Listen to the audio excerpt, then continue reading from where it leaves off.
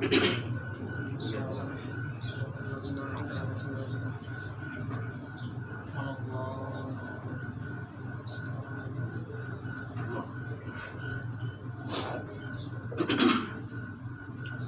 حول ولا قوة إلا بالله العلي العظيم. أعوذ بالله من الشيطان اللعين الرجيم. بسم الله الرحمن الرحيم.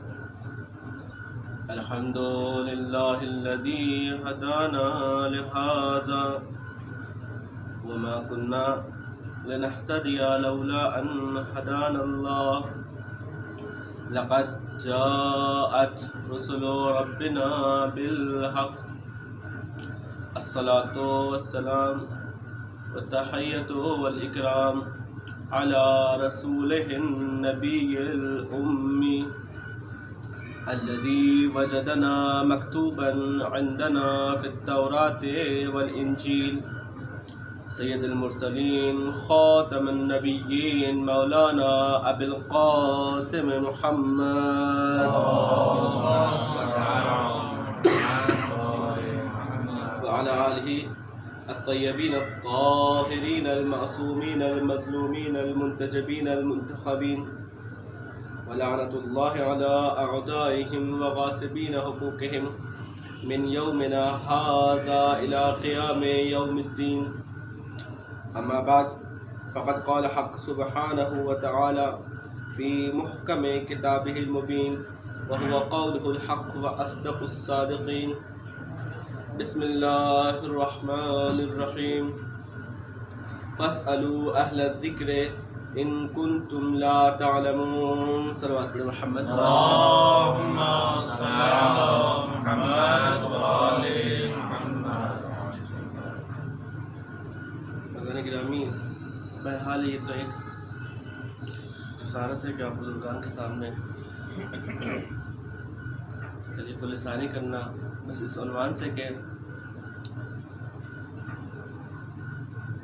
ایک تمرین خطابت ہو جائے اور آپ حضرات بزرگان ہماری اصلاح فرمائیں. عزیزان گرامی، پروردگار عالم، ہمارا پروردگار عظیم، ہمارا پالنے والا خدا مہربان، وہ جس نے دانے کو شکاف کیا اور اسے ایک تناور درخت میں تبدیل کر دیا،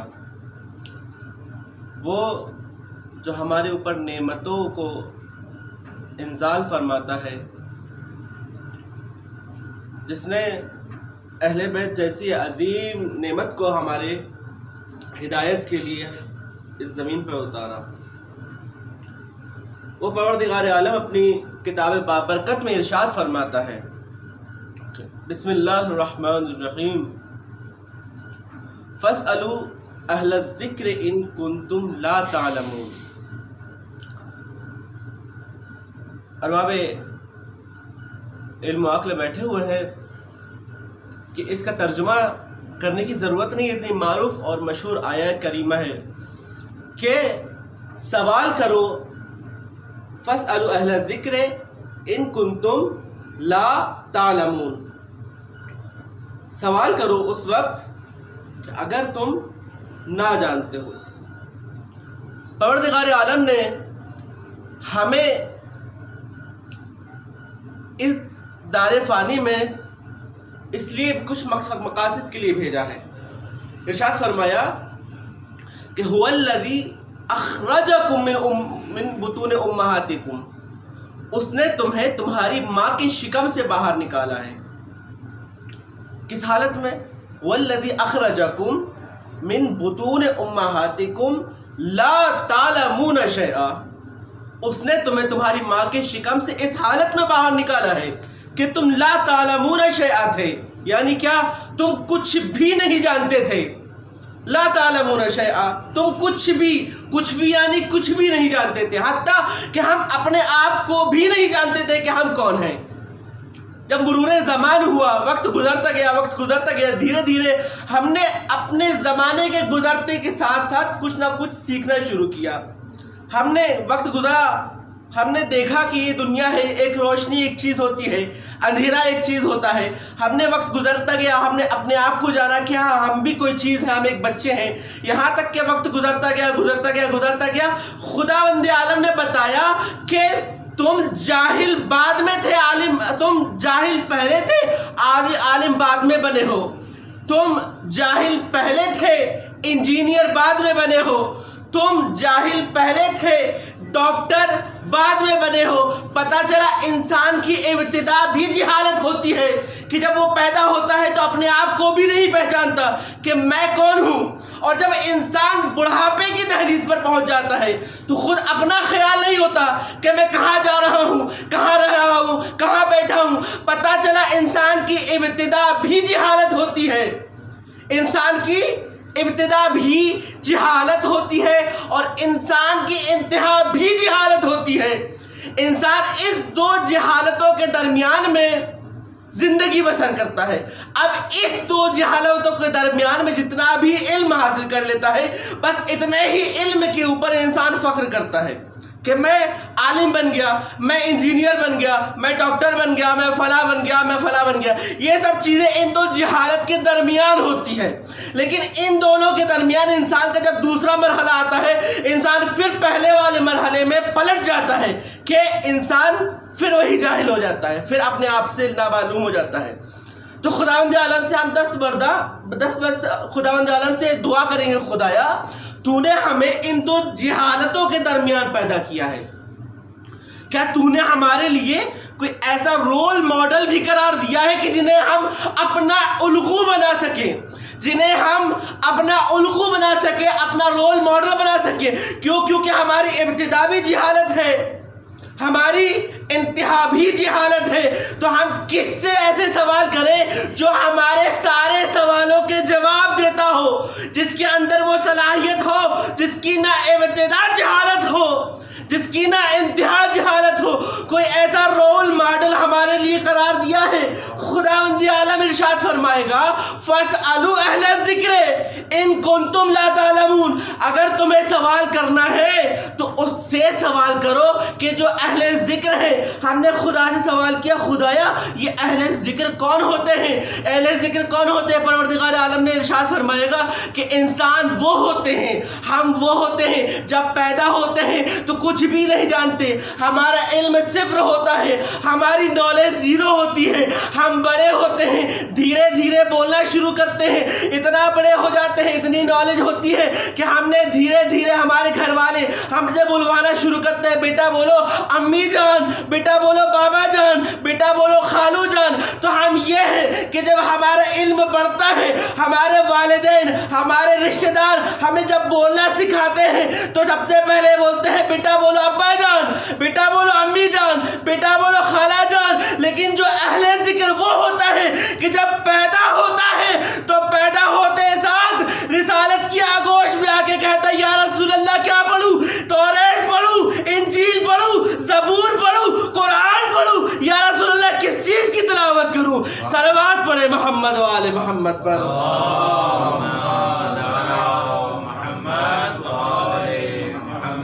ہم جب پیدا ہوتے ہیں تو ہماری ابتدا بھی جہالت ہوتی ہے، انتہا بھی. صلوات پڑھے محمد و آل محمد.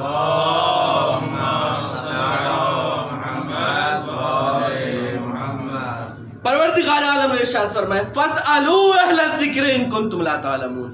اگر تم نہیں جانتے ہو، اگر جانتے ہو تو کوئی ضرورت نہیں، لیکن کون سا ایسا شخص ہوگا کہ جو پیدا ہوتے ساتھ یہ دعویٰ کرے نہیں میں علم لدنی کا وارث ہوں، میں ہر چیز جانتا ہوں. اگر جانتا بھی ہے، وہ علم ترتیبی کو دھیرے دھیرے سیکھتا بھی ہے تو ایک لمٹ، ایک حد تک جا کر وہ اپنے علم میں اضافہ کر سکتا ہے. لیکن یہ کوئی بھی دعویٰ نہیں کر سکتا کہ جسے پروردگار عالم نے کہا ہو فَاسْأَلُوا اہل الذکر ان کنتم لا تعلمون. اگر تم نہیں جانتے ہو جو کچھ، یہ نہیں کہا کہ اس فیلڈ میں، اس شعبے میں اگر تم نہیں جانتے ہو تو یہ اہل ذکر سے سوال کرو، اس چیز میں تم نہیں جانتے ہو تو وہ چیز اہل ذکر سے سوال کرو. نہیں، کلن کہا فاسألوا اہل الذکر ان کنتم لا تعلمون. اگر تم اپنی زندگی میں ہر شعبے میں اگر کسی چیز کا علم نہیں رکھتے ہو اور اگر چاہتے ہو کہ تمہارے علم میں اضافہ ہو تو فاسألوا اہل الذکر ان کنتم لا تعلمون. تو تمہارے اوپر یہ ضروری ہے کہ اہل ذکر سے سوال کرو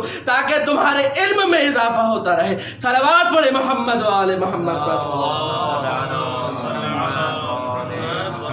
میں پروردگار عالم سے ارشاد میں سوال کروں گا خدایا تو ہمارا رب ہے, تو ہمارا خالق ہے, تو ہمارا ہادی ہے, تو ہمارا رہبر ہے, تو نے ہمارے لیے ہر چیز کا انتظام کیا, ہر چیز کا انتظام کیا.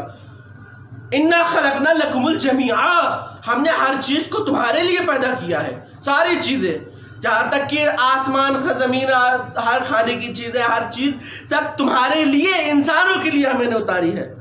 خدایا تو نے ہمارے کھانے کا انتظام کیا, ہمارے پہننے کا انتظام کیا, ہمارے سونے جاگنے کا انتظام کیا, ہمارے پڑھنے کا انتظام کیا, ہماری زندگی کے ہر شعبے میں تو نے بہترین چیزوں کا انتظام کیا. ہم مریض ہو جائے تو نے ہماری مرض سے پہلے تو نے دوا اور شفا کا انتظام کر دیا. خدایا تو نے ہمیں یہ نہ بتایا, تو نے یہ کہہ دیا فاسألوا اہل الذکر ان کنتم لا تعلمون.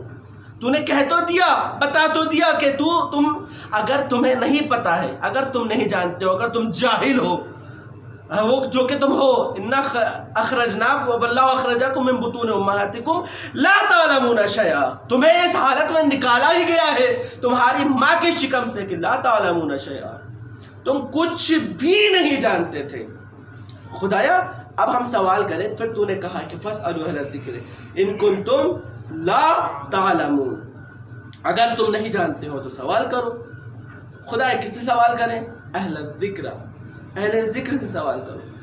الہی تو نے ہمیں حکم دے دیا, امر فرما دیا اور بتا بھی دیا کہ اگر چاہتے ہو کہ تمہارے علم میں انکریج ہو, تمہارے علم میں اضافہ ہو تو سوال کرو اہل ذکر سے. یہ نہ بتایا کہ اہل ذکر ہے کون, ہمیں یہ نہ بتایا, یہ ان لوگوں کا نام نہ بتایا کہ وہ اہل ذکر ہے کون, کہ جس سے جا کے ہم اپنے زندگی کے سارے شعبوں کا سوال کر سکیں, جن سے ہم پوچھ سکیں, جن سے ہم مشورہ کر سکیں. ایسا کون سے حضرات ہیں کہ تو نے جنہیں اہل ذکر قرار دیا ہے؟ پروردگار عالم ارشاد فرمائے گا ہم نے ہر چیز کو لا رطب ولا یابس الا فی کتاب مبین, ہم نے ہر خشک و ترک اس قرآن مجید میں سمو دیا ہے. بس ضرورت ہے کہ تم جا کے تلاش کرو, تم ڈھونڈو. ہم نے اس میں صفات بتائی ہیں. ایک صلوات پڑھے محمد و آل محمد پر.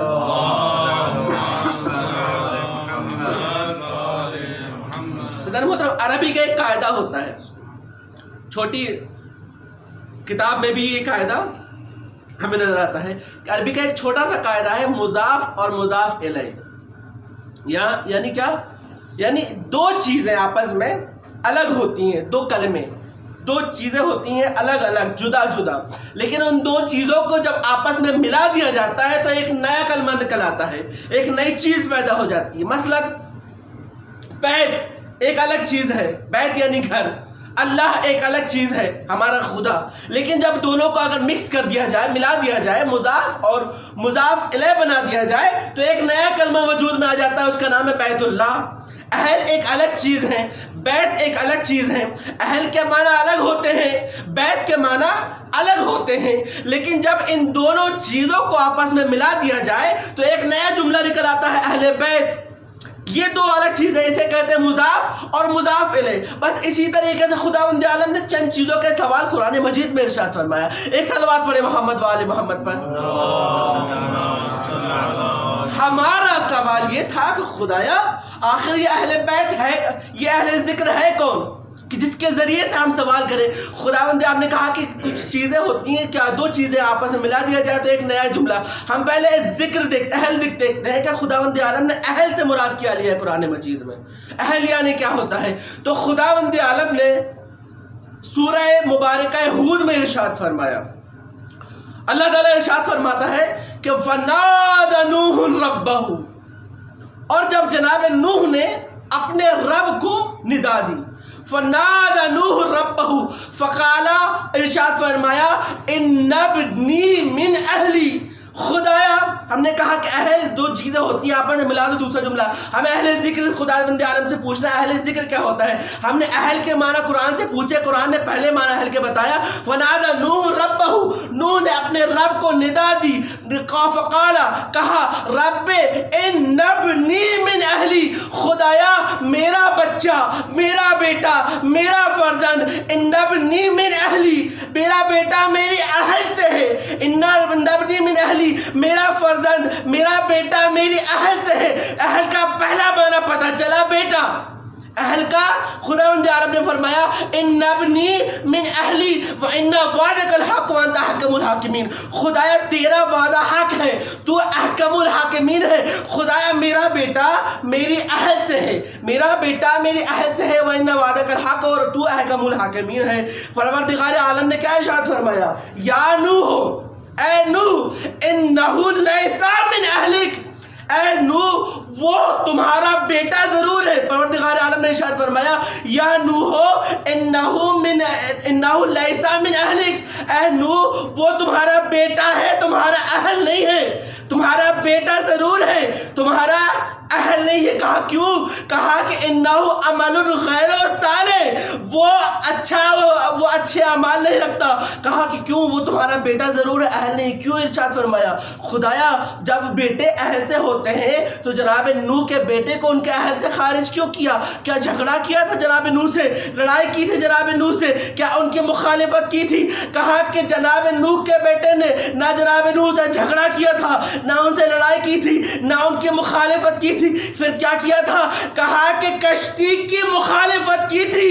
جناب نوح کی بنائی ہوئی کشتی کی مخالفت کی تھی.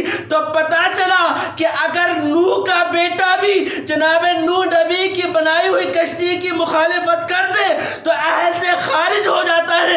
تو جو نبی کریم کے بنائے ہوئے کشتی اہل بیت کی مخالفت کر دے, صلوات پڑھے محمد و آل محمد.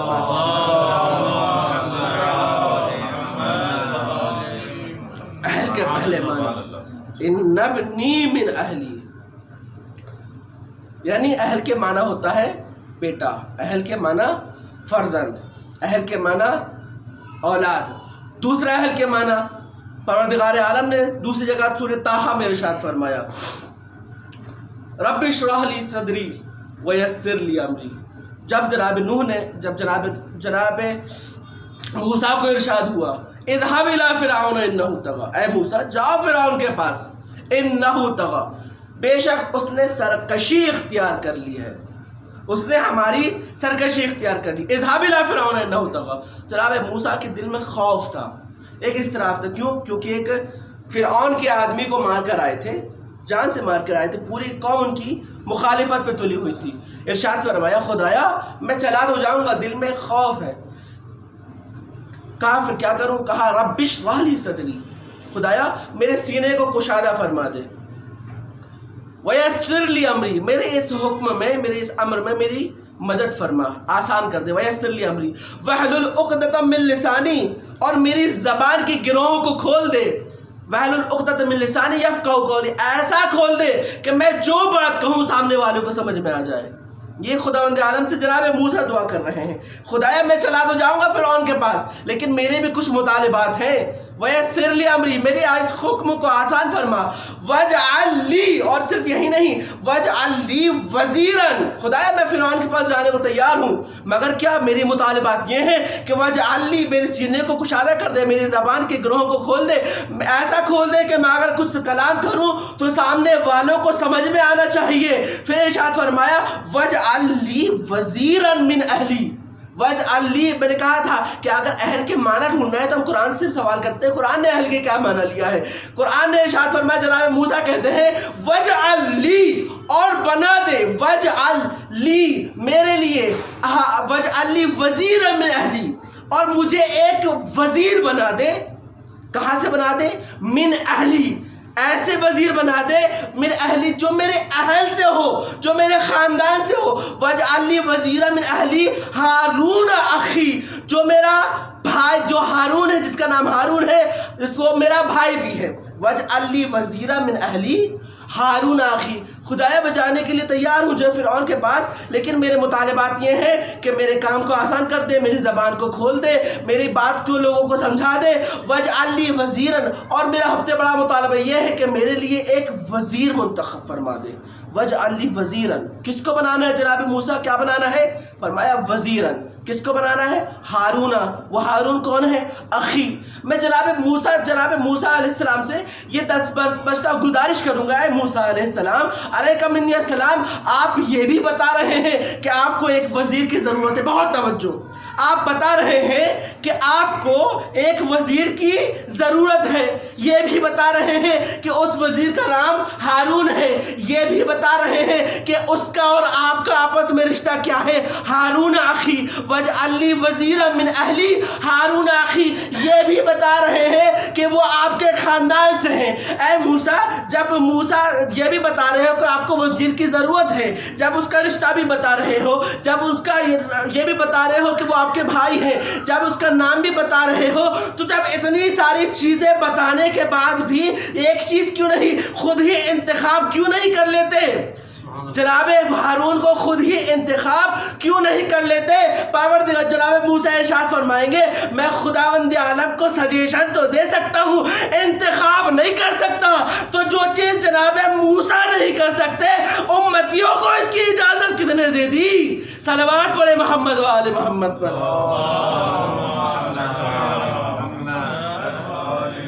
جو کام جناب موسیٰ کے بس میں نہیں ہے، وہ اس کام کو کرنے کی اجازت امتیوں کو کس نے دے دی؟ ایک صلوات پڑھے محمد و آل محمد پر۔ وَاجْعَلْ لِي وَزِيرًا مِّنْ أَهْلِي، اور مجھے میرے خاندان سے ایک وزیر دے دے۔ یہ تو تھی جناب موسیٰ کی دعا۔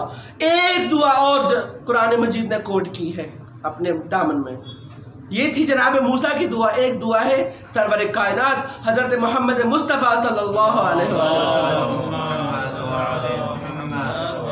دونوں دعا کو تناسب دیکھیے گا۔ جناب موسیٰ نے دعا کی تھی وَاجْعَلْ لِي وَزِيرًا مِّنْ أَهْلِي، پروردگارا مجھے میرے خاندان سے، میرے اہل سے، میرا بھائی کو ہارون کو میرا وزیر بنا دے، میرا وزیر بنا دے، تب میں جب میں فرعون کے پاس جاؤں گا۔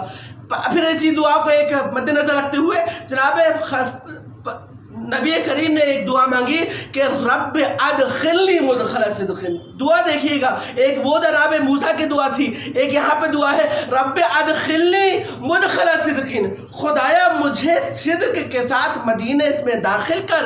رب ادخلنی مدخل صدق واخرجنی مخرج صدق واجعل لی من لدنک سلطانا نصیرا۔ رب ادخلنی مدخل صدق، خدایا مجھے صدق اور امان کے ساتھ مدینہ میں داخل کر، وَأَخْرِجْنِي مُخْرَجَ صِدْقٍ، اور امان اور صدق کے ساتھ مجھے مدینے سے خارج کر۔ اور کیا ارشاد فرمایا وَاجْعَلْ لِي مِن لَّدُنْكَ سُلْطَانًا نَصِيرًا۔ جناب موسیٰ نے ارشاد فرمایا تھا خدایا مجھے وزیر دے دے، لیکن کہاں سے؟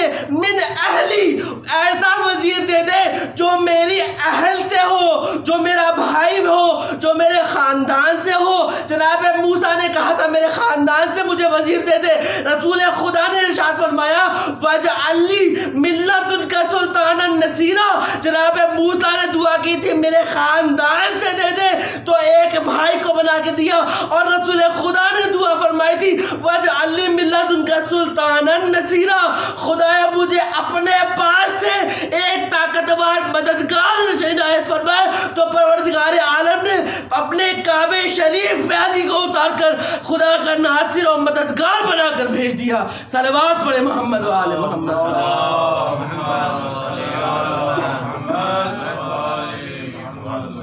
جیسی دعا کی گئی تھی بالکل ویسی ہی دعا کو قبول کیا گیا۔ جناب موسیٰ نے کہا تھا کہ وَاجْعَلْ لِي وَزِيرًا مِّنْ أَهْلِي، میرے اہل سے مجھے ایک وزیر دے دے۔ یہاں پر دعا کی تھی وَاجْعَلْ لِي مِن لَّدُنْكَ، خدایا مجھے میرے خاندان سے نہیں، تو اپنے پاس سے مجھے ایک نصیر دے دے جو میرا مددگار ہو۔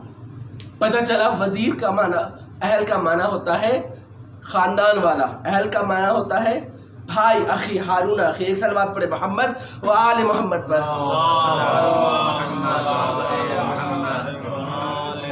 اہل کے تیسرے معنی ہوتے ہیں سورہ مبارکہ کہف میں پروردگار عالم نے ارشاد فرمایا، جب جناب موسیٰ اور خضر اپنے سفر پر نکلتے ہیں تو نکلنے کے بعد تیسرا جب آپشن آتا ہے فانطلقا، جب کشتی کے پاس جناب خضر اور جناب موسیٰ پہنچتے ہیں، فانطلقا حتی اذا رکبا فی السفینۃ، یہاں تک کہ جناب موسیٰ اور خضر کشتی کے پاس پہنچے، کشتی پر سوار ہوئے، کچھ دور چلتے ہیں.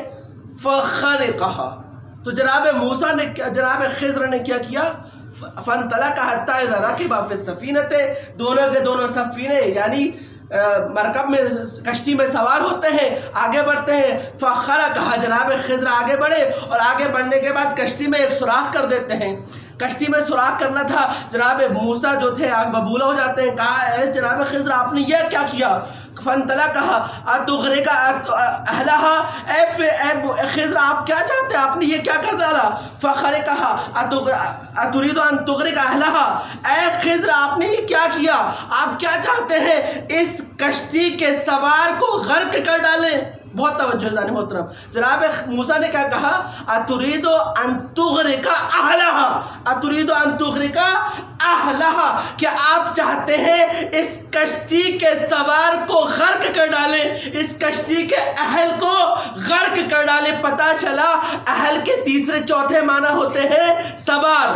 اہل کے چوتھے معنی کیا ہوتے ہیں؟ سوار. ایک بابا سے بلند نعرہ سلوات بھیجے محمد و آل محمد.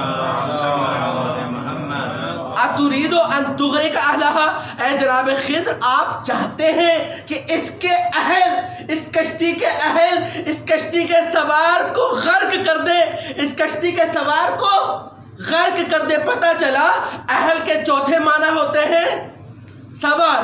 سوار. اب اہل کے 4 معنی ہمارے پاس ہیں قرآن مجید سے.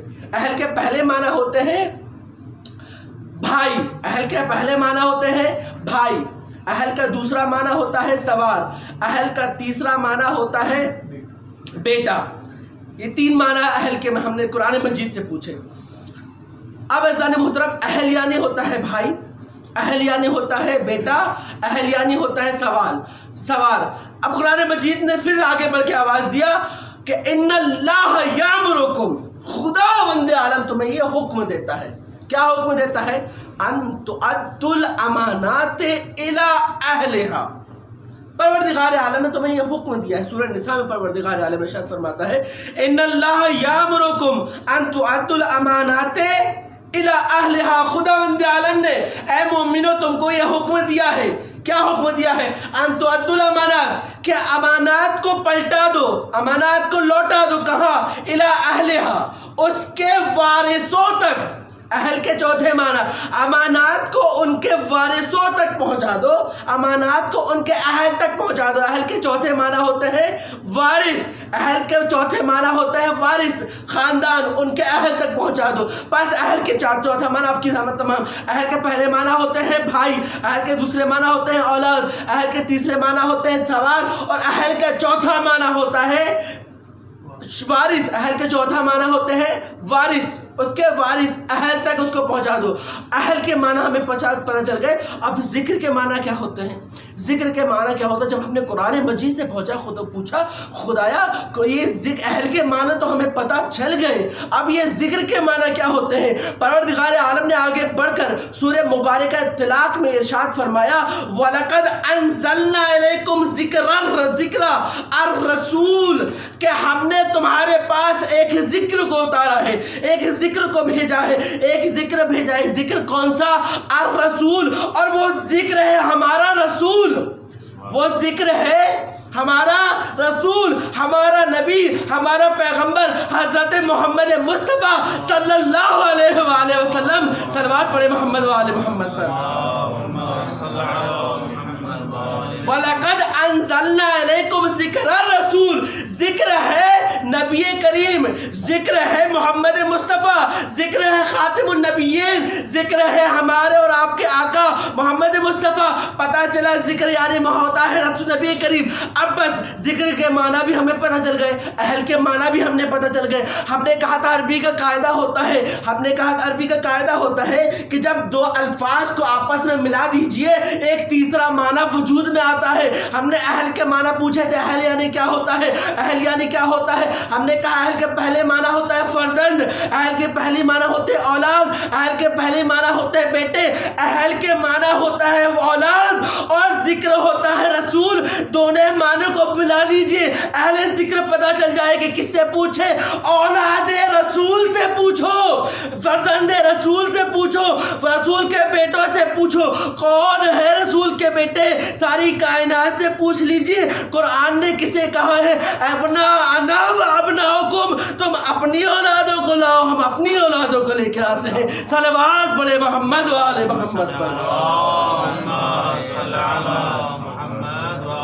اہل کے پہلے معنی ہوتا ہے بیٹے، رسول کے بیٹوں سے پوچھو، رسول کے بیٹوں سے پوچھو. اہل کے دوسرے معنی ہوتا ہے بھائی، اہل کا دوسرا معنی ہوتا ہے بھائی، اور ذکر کا معنی ہوتا ہے رسول. بس رسول کا بھائی کون ہے؟ رسول کے بھائی سے پوچھو. ساری کتب اگر آپ دیکھ لیں، کتب شیعوں کو دیکھیں، کتب سنیوں کو دیکھیں، آپ کو پتہ چل جائے گا کہ رسول کا بھائی کون ہے. جب مساوات رسول خدا نے کی تھی تو سارے اصحاب اور انصار کو ایک دوسرے کا بھائی بنا دیا. مولا علی تشریف لاتے، آنکھوں میں آنسو ہے، کہا یا رسول اللہ آپ نے سب کو ایک دوسرے کا بھائی بنا دیا، مجھے کسی کا بھائی نہیں بنایا.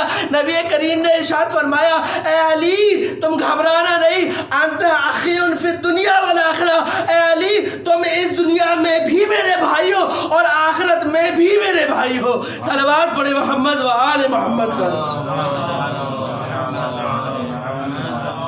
اہل کے تیسرے معنی ہوتے ہیں سوار کے، اہل کے تیسرے معنی ہوتے ہیں سوار کے، اور ذکر ہے نبی کریم. آپ ساری تاریخ کھنگال لیں، ڈھونڈ لیں، پتہ کر لیں، صرف دو ہی لوگ سوار رسول آپ کو پتہ چلیں گے. یا عید کے دن حسنین کو نبی کریم نے اپنے کاندھوں پر سوارا، یا پھر فتح مکہ کے دن امیر المومنین کو اپنے کاندھوں پر سوار کیا کہ ان بتوں کو توڑ دو اور میرا سوار بن جاؤ. ایک صلوات پڑھے محمد و آل محمد پر.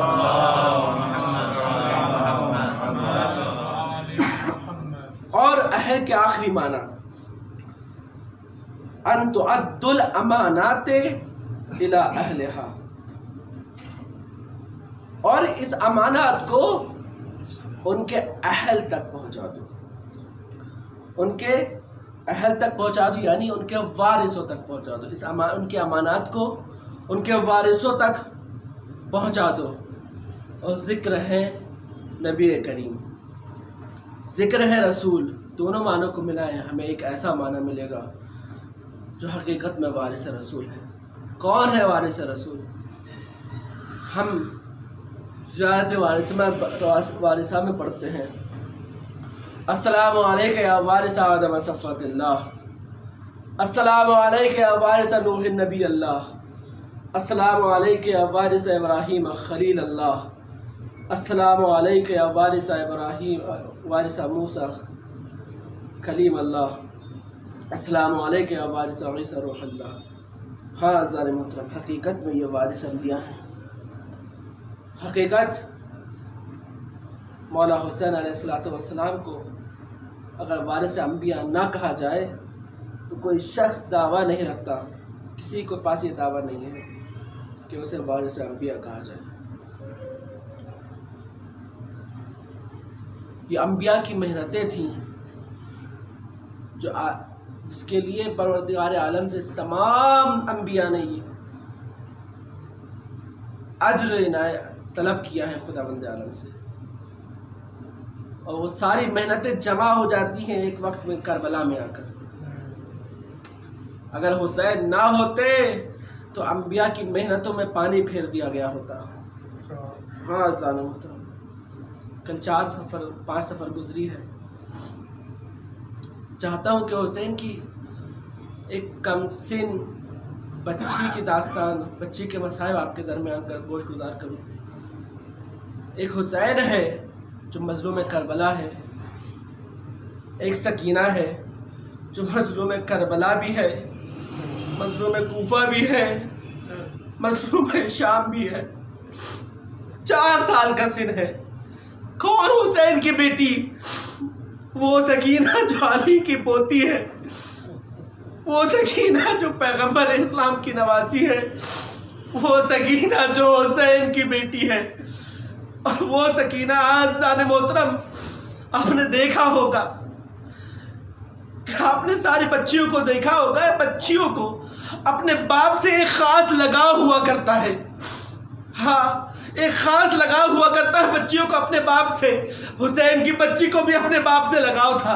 ہمارا کتنا لگاؤ ہوتا ہے، ہم اپنی دنیا میں دیکھتے ہیں کہ جب باپ گھر سے جاتا ہے تو سب سے پہلے بیٹی ہوتی ہے جو اپنے باپ کو خدا حافظی کرنے آتی ہے، اور جب باپ اپنے گھر سے باہر سے تھک ہار کر اپنے گھر میں تشریف لاتا ہے تو سب سے پہلے یہی بیٹی ہوتی ہے جو اپنے بابا کے انتظار کرتی رہتی ہے، اور آنے کے بعد سب سے کہتی ہے السلام علیکم بابا، آپ تشریف لے آئے، اے بابا آپ آ گئے۔ ہاں، اتنا زیادہ باپ اور بیٹی کے اندر ایک ربط اور انسیت ہوتی ہے۔ حسین کی بیٹی کے اندر بھی یہ ربط اور انسیت تھی، اور دوسری بیٹیوں سے زیادہ تھی۔ ہم نے اپنی زندگی میں نہیں دیکھا کہ کوئی بیٹی اپنے باپ کے بغیر سوتی نہ ہو، لیکن وہ سکینہ جب تک حسین کے سینے پہ نہ سوئے، حسین سکینہ کو نیند نہیں آتی۔ ہاں عزیزان محترم، شاید مولا حسین نے جان بوجھ کر سکینہ کو یہ عادت ڈالی ہو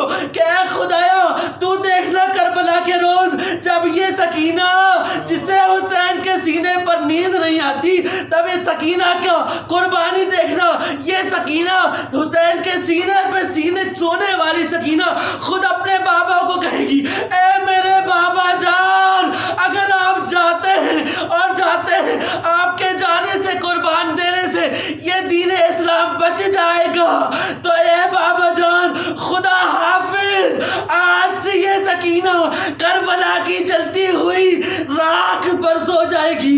عزیزان محترم، یہ وقت گزرتا گیا، 11 محرم آ جاتی ہے، امام حسین شہید ہو گئے، اصحاب انصار شہید ہو گئے۔ ہائے کربلا کے لعین خیام حسینی کی طرف بڑھتے ہیں، ہاتھوں میں جلتے ہوئے انگارے ہیں۔ ہائے خیموں کو جلانا شروع کیا، تمام بیویاں ادھر سے ادھر سے ادھر بھاگتی ہیں۔ آئے کسی نے دیکھا کہ ایک چھوٹی سی بچی ہے، کبھی اس خیمے میں جاتی ہے، کبھی اس خیمے میں جاتی ہے، اور تو دیکھنے والے نے دیکھا کہ ایک چھوٹی سی بچی ہے جس کے دامن میں آگ لگ چکی ہے۔ حمید ابن مسلم کہتا ہے میں نے چاہا کہ اس بچی میں دامن پہ لگی ہوئی آگ کو بجھا دیا جائے۔ جیسے ہی آگے بڑھتا ہے بچی کہتی ہے اے ٹھہر جا نوجوان، میرے آگے نہ بڑھنا، ہم نہ عصمت و طہارت کے خاندان والے ہیں، ایسا نہیں ہو سکتا کہ کوئی نامحرم ہمارے ہاتھ لگا لے، ہمیں کوئی چھو لے۔ کہا کہ پھر کیا چاہتی ہو؟ کہا اگر کچھ کرنا ہی چاہتا ہے تو ہمیں نجف کا راستہ بتا دے۔ کہا کیا کرنا چاہتی ہے؟ کہا کہ میں نجف کی طرف منہ کر کے اپنے دادا کو شکایت کروں گی، اے میرے دادا علی دیکھیے ان لوگوں نے ہمارے ساتھ کیا ظلم و ستم روا کیا، میرے بابا کو حسین کو جلتی کربلا میں شہید کر دیا۔ اے دادا جان دیکھیے ہمارے دامن میں آگ لگ چکی ہے، دادا جان آئیے ہمارے گھروں میں آگ لگا دی گئی۔ اے دادا جان آپ کی پوتی سکینہ کو نہ زندگی میں چین دیا، آج کے بعد آپ کی سکینہ کبھی چین سے سو نہ سکی۔ انا للہ و الیہ راجعون، رضاً بقضائہ و تسلیما لامرہ۔ اللہم لعن قتلۃ الحسین و اصحاب الحسین و اولاد الحسین، ماتم الحسین۔